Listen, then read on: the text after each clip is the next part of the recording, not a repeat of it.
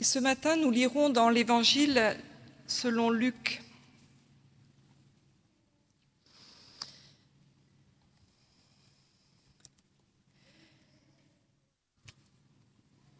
Dans le chapitre 1, à partir du verset 26. Au 6e mois, l'ange Gabriel fut envoyé par Dieu dans une ville de Galilée du nom de Nazareth, chez une vierge fiancée à un homme du nom de Joseph, de la maison de David. Le nom de la vierge était Marie. Il entra chez elle et dit « Réjouissez-vous, réjouis-toi, toi qui es comblée par la grâce. Le Seigneur est avec toi. » Très troublée par cette parole, elle se demandait ce que pouvait bien signifier une telle salutation. L'ange lui dit « N'aie pas peur, Marie, car tu as trouvé grâce auprès de Dieu. Tu vas être enceinte. Tu mettras au monde un fils et tu l'appelleras du nom de Jésus. Il sera grand et sera appelé Fils du Très-Haut. Et le Seigneur Dieu lui donnera le trône de David, son père. Il régnera pour toujours sur la maison de Jacob. Son règne n'aura pas de fin. » Marie dit à l'ange « Comment cela se produira-t-il, puisque je n'ai pas de relation avec un homme ?» L'ange lui répondit « L'Esprit Saint viendra sur toi, et la puissance du Très-Haut te couvrira de son ombre. C'est pourquoi l'enfant qui naîtra sera saint, il sera appelé Fils de Dieu. Élisabeth, ta parente, a elle aussi conçu un fils dans sa vieillesse. Celle qu'on appelait femme stérile est dans son 6e mois, car rien n'est impossible de la part de Dieu. Marie dit « Je suis l'esclave du Seigneur, qu'il m'advienne selon ta parole. » Et l'ange s'éloigna d'elle. En ces jours-là, Marie partit en hâte vers la région montagneuse et se rendit dans une ville de Juda. Elle entra dans la maison de Zacharie et salua Élisabeth. Dès qu'Élisabeth entendit la salutation de Marie, l'enfant tressaillit dans son ventre. Élisabeth fut remplie d'Esprit Saint et cria « Bénie sois-tu entre les femmes, et béni soit le fruit de ton ventre. Comment m'est-il accordé que la mère de mon Seigneur vienne me voir? Car dès que ta salutation a retenti à mes oreilles, l'enfant a tressailli d'allégresse dans mon ventre. Heureuse celle qui a cru, car ce qui lui a été dit de la part du Seigneur s'accomplira. »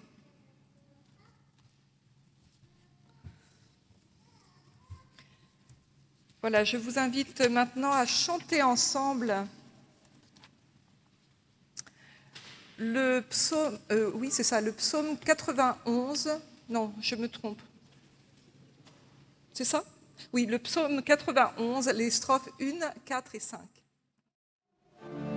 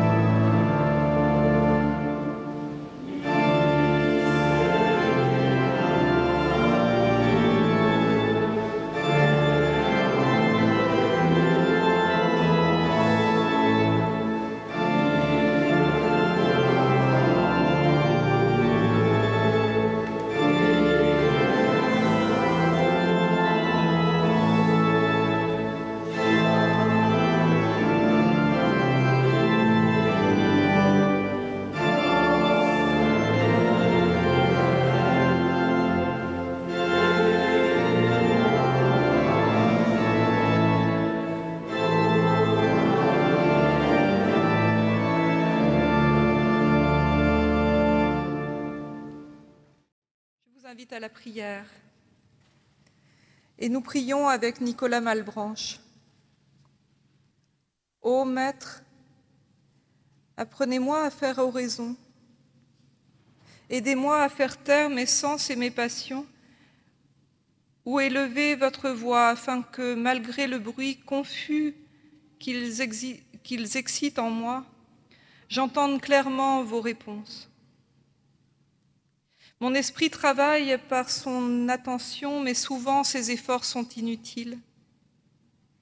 Mon imagination inquiète et chagrine de ce que je m'applique à des sujets où elle n'entend rien, vient à la traverse et dissipe toutes mes idées avant qu'elles aient passé jusqu'au cœur.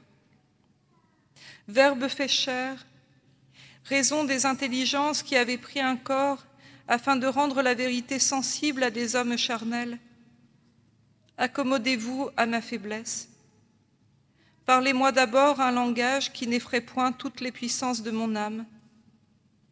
Vous savez que je veux invinciblement être heureux. Donnez-moi donc dans l'oraison l'avant-goût des vrais biens afin que je les désire.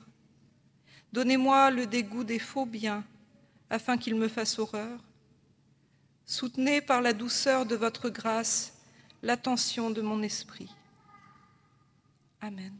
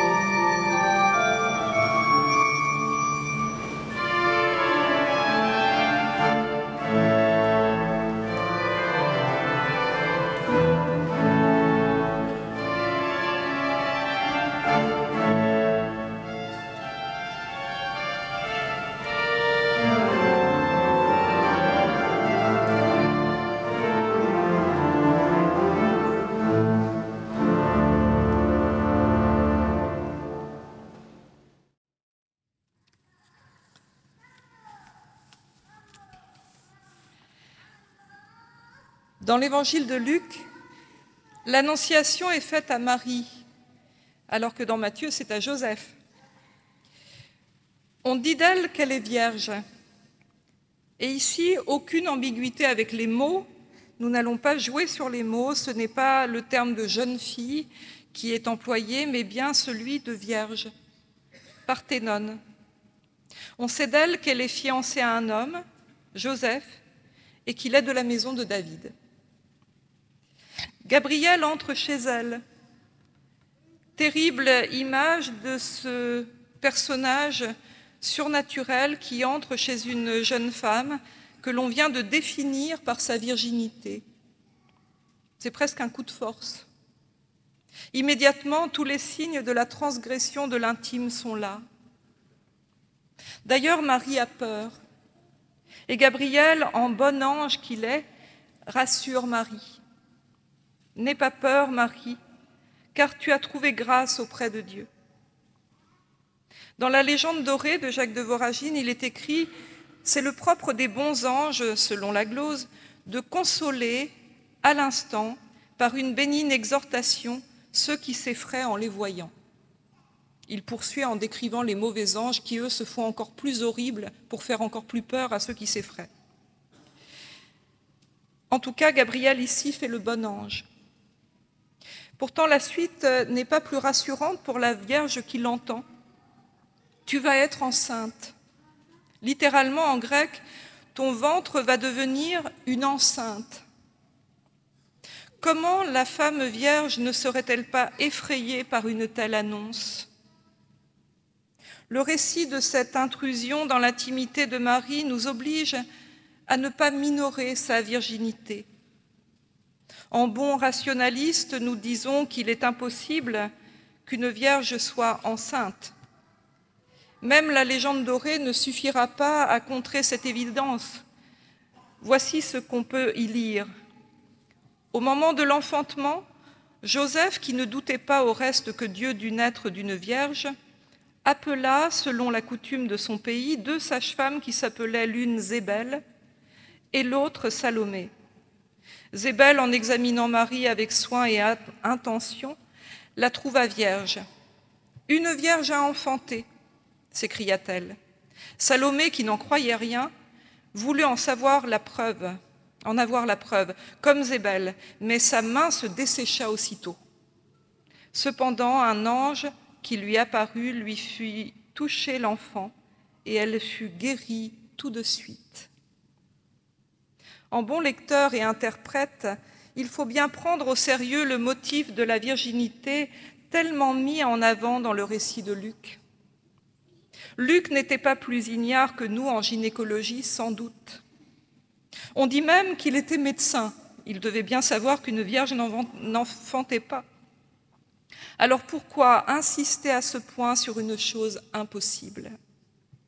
L'interprétation classique consiste à convoquer la prophétie d'Ésaïe. La jeune fille est enceinte, elle mettra au monde un fils et lui donnera le nom d'Immanuel. C'est donc dans Ésaïe 7. Cette prophétie est un signe de Dieu qui doit annoncer le salut d'Israël. Les rédacteurs de l'évangile de Luc auraient donc fait coïncider la promesse du signe avec le récit de la naissance de Jésus, quitte à user du merveilleux pour accréditer le statut de Messie de Jésus. On pourrait s'en tenir à cette version et refermer l'évangile de Luc en croyant avoir tout compris de la machine à homologuer que représente la rédaction des récits de nativité. Mais dans le merveilleux, la vérité se laisse parfois mieux comprendre que dans les récits les plus logiques. Et c'est un savoir plus profond sur l'homme et sur sa foi que nous pouvons atteindre en lisant, pourtant, des choses parfaitement impossibles. Qu'on les lise dans les évangiles ou dans la légende dorée, les récits sont écrits à l'encre des merveilles. Et c'est justement là que nous pouvons trouver la trace la plus profonde de la foi de ceux qui les ont écrits, bien conscients que c'était impossible, mais bien conscients aussi que le lecteur y trouverait aussi son miel. Pour comprendre la portée de ce motif de la Vierge qui enfante, il est bon de regarder comment, à d'autres époques, d'autres croyants ont compris ce motif. Et c'est par les arts experts du merveilleux que je vous invite à faire un détour, la poésie et la peinture.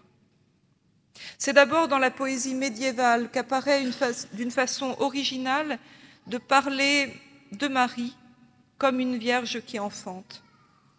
En effet, c'est là que surgit la métaphore du jardin clos.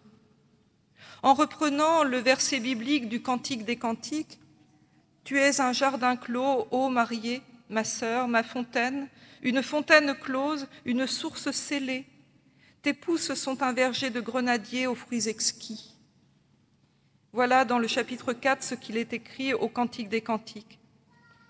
Les poètes vont comparer Marie à ce jardin clos, Hortus conclusus. Puis les peintres déploieront des talents extraordinaires pour représenter des annonciations dans des jardins clos de palissades de bois ou de murs parfois crénelés comme des forteresses. Fra Angelico, par exemple, représente la Vierge assise sous un portique à colonnes de pierre dans un jardin clos, et derrière elle, une fenêtre fermée de grilles insiste sur le thème de la clôture. Cette image du jardin clos résonne des mots du récit du jardin d'Éden, bien sûr. Et comme si Marie reprenait en son sein la misère de tous les descendants d'Adam, c'est l'histoire du péché et avec elle celle du salut de Dieu qui résonne dans cette métaphore du jardin clos. La virginité de Marie n'est pas une image de la morale au secours de la transgression. Il ne s'agit pas là de faire de Marie une femme morale. La virginité de Marie nous fait entrer dans l'intimité d'une foi affrontée aux choses impossibles, soit impossible parce que tellement inattendu et improbable, soit impossible parce que tellement inacceptable. Derrière l'impossible merveilleux d'une Vierge qui enfante, se profile l'impossible affront bien réel, celui-là, d'être mère alors même que l'on est promise vierge à un époux. Quand la femme stérile enfante, enfin, dans les récits bibliques, ce sont les lois de la nature qui semblent transgressées. Le problème n'est pas tout à fait le même. L'honneur d'être mère est donné à la femme qui était vue comme incapable d'enfanter et donc mal considérée socialement. La femme stérile qui devient mère, c'est un miracle, un rétablissement, une joie. Mais quand c'est une vierge qui enfante, une fiancée qui devait arriver vierge à son mariage, ce sont les lois morales qui sont transgressées. Et il ne s'agit pas tant d'un miracle que d'un problème et même d'un tabou. Où cette femme trouvera-t-elle à nouveau son honneur? Comment sera-t-elle considérée par son futur époux, ceux de sa parenté, de son pays, de sa religion?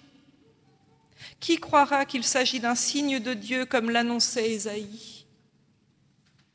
N'est-elle pas simplement fautive et pécheresse aux yeux des hommes? Imaginez la solitude de Marie à cette annonce. Considérer le ventre de Marie comme un jardin clos pourrait être une façon de vouloir de la pureté là où l'engendrement la rend impossible. Mais cela peut être aussi une façon de vouloir rendre saint le profane. Ce qui, avant le Christ, était de l'ordre de la faute et du péché, devient avec lui racheté, sauvé, repris, accepté. Avec la naissance du Sauveur, la première sauvée est cette enceinte de jardin que personne n'a le droit de juger, cette forteresse que Dieu s'est choisie et où le fruit de la foi mûrit lentement. Le ventre de Marie devient le saint des saints, non pas pour un Dieu, mais pour l'humanité.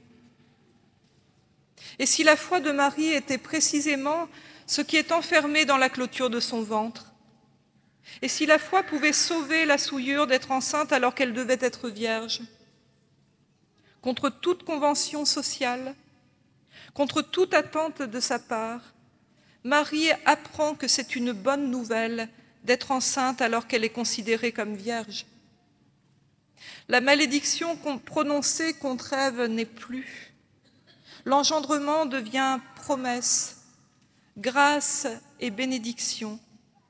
La grâce de Dieu vient sauver la génération. Dans le jardin clos, le secret de Marie est protégé et personne ne peut l'atteindre. C'est une affaire entre Dieu et elle. En ce sens, l'histoire des deux sages-femmes de la légende dorée est juste. La sage-femme qui a douté de la virginité de Marie et qui voulait prouver le contraire a eu sa leçon. Le jardin clos de la foi intime ne se transgresse pas par des demandes de justification et de preuves. Il faut croire que cela est possible à celui qui croit. Il faut simplement croire. La guérison de la main sèche achèvera de convaincre la sage-femme sceptique. Il ne s'agit pas de savoir si la grossesse de Marie est possible. Il s'agit de croire que cette Vierge, devenue mère, est sauvée. Comme si les deux motifs devaient se rapprocher pour être mieux compris, la Vierge enceinte court rencontrer la femme stérile.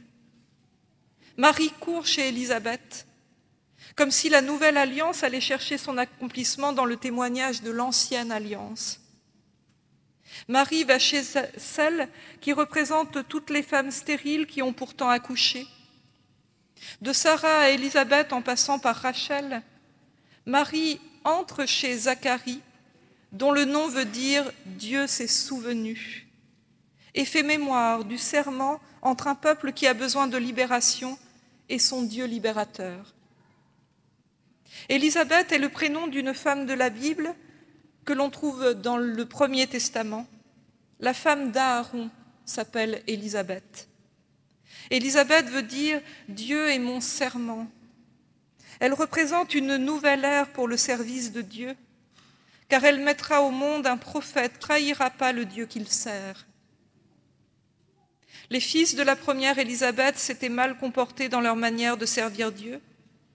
2 d'entre eux étaient morts avant leurs parents, terrible malédiction pour Aaron. Le fils d'Élisabeth que va voir Marie, lui, sera le Baptiste, un homme intègre et juste devant les hommes et devant Dieu. Sa fin sera cruelle à lui aussi, mais il sera le serviteur que Dieu attendait pour annoncer son salut. Élisabeth est donc une autre figure du salut. Elle représente une nouvelle prêtrise qui sera prophétique cette fois. Quand les 2 femmes se rejoignent et que, en leur sein, les nouveaux Moïse et Aaron sont en gestation, le ventre d'Élisabeth tressaille de joie.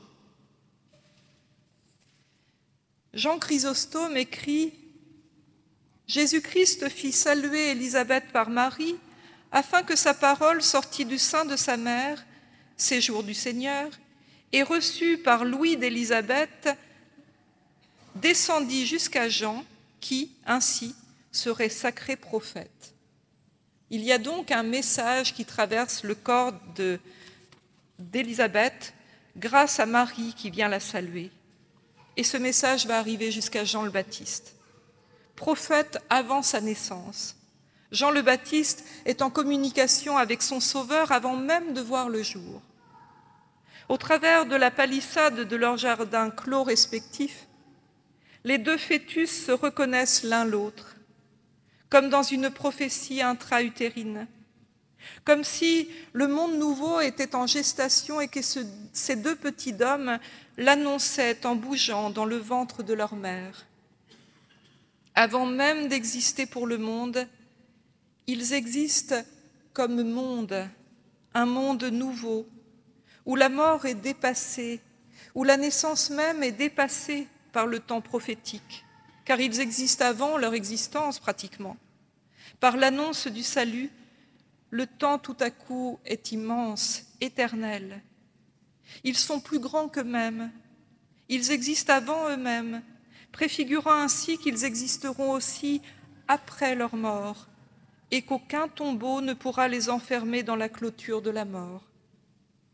Dans ce tressaillement de joie se trouve la vie éternelle. Entre les 2 mères à l'épreuve d'un réel qui ne se laisse pas enfermer dans la loi morale, une connivence se crée. Elles se réjouissent ensemble. Elles ne sont plus soumises à la fatalité du destin. Elles écriront leur histoire du salut en donnant naissance, à 6 mois d'intervalle, à 2 enfants qui changeront le monde dans lequel ils vont naître. Dans l'intimité de ces 2 gestations, la même foi anime la vie. Une foi en un salut qui nous sauve de la condamnation, de la faute irréparable, de l'indignité et de la honte. Le souffle saint qui engendre ces 2 êtres qui communiquent ensemble renoue sous la plume de Luc avec le souffle créateur du Dieu de la vie. Avec lui, chacun peut traverser sa propre mer rouge, son chemin de libération, et être libéré des esclavages conventionnels.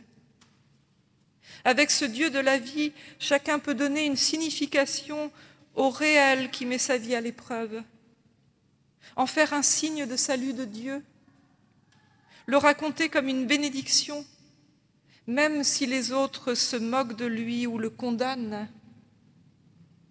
Marie est bénie entre toutes les femmes parce qu'elle entend un enfant hors mariage. Extraordinaire, non? Elle est la Vierge qui enfante. Ce n'est plus sa faute, c'est son histoire.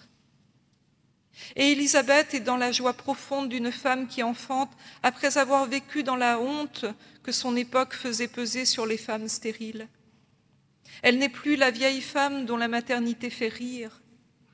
Elle est la mère d'un prophète. Rien n'est impossible à Dieu, il faudra bien s'y faire. Dans son traité intitulé « Pourquoi Dieu s'est-il fait homme ?», Anselme de Cantorbéry écrit à propos de Marie « Dieu peut créer l'homme de 4 manières, sans homme ni femme, comme il a créé Adam, d'un homme sans femme, comme il a créé Ève, d'un homme et d'une femme, comme d'habitude, d'une femme sans homme, comme cela s'est opéré merveilleusement aujourd'hui. » Quand on sait combien les questions de gestation soulèvent encore aujourd'hui de condamnation morale, il est intéressant de se demander toujours où est le Dieu sauveur dans ces histoires. Dans quel ventre prépare-t-il le monde de demain? De quels parents naîtront les sauveurs qu'il appelle? Comment cela se produira-t-il? Demandait naïvement Marie. Il y a peut-être une 5e manière divine pour créer un homme, sans vouloir me mesurer à Anselme de Cantorbéry. En l'adoptant comme fils et en l'aimant inconditionnellement, comme il est annoncé dans le baptême. C'est peut-être là que sont créés les hommes de Dieu. C'est peut-être cet amour sans jugement qui sauvera notre humanité. Amen.